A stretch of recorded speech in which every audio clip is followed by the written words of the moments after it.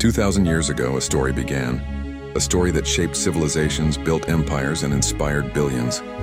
But behind the story, we were told, lies another story, a hidden chapter, a silence so deep it stretches across nearly 2 decades of time. From the age of 12 to 30, Jesus Christ disappears. No scripture speaks of him. No disciple remembers. No historian writes his name. 18 years, gone. Where was he? What did he learn? And why did history erase his trail? This is the mystery the church never explained. The lost 18 years of Jesus. When Jesus was 12, the Gospel of Luke tells us he astonished the scholars of the temple with his understanding. And then suddenly the story stops.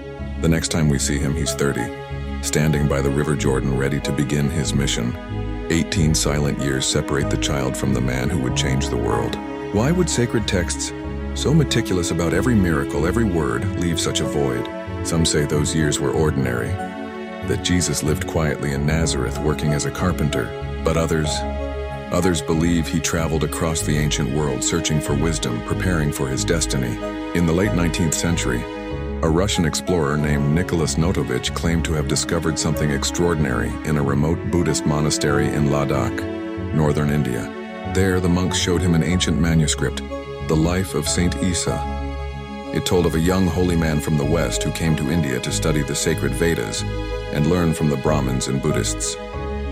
His name was Isa, a name strikingly close to Isa, the Arabic name for Jesus. According to the text, Isa spent years traveling through India and Nepal. He learned about karma, meditation, and compassion. He challenged the caste system, defended the poor, and performed healings. He spoke against the corruption of the priest and was eventually forced to flee. Does that sound familiar? It should. Those are the same teachings, compassion, humility, forgiveness, that later appear in the Gospels.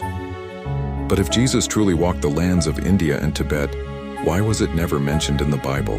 Why would the church hide it? After Notovich's claim, scholars dismissed his story as fiction. But decades later, new travelers, missionaries, adventurers, scholars found fragments of the same legend across the Himalayas. In Kashmir, locals told of a Western prophet buried in a tomb called Rosabal, believed by some to be the resting place of Jesus after surviving the crucifixion. In Tibetan monasteries, texts spoke of a saint from the West who became one with the eternal truth.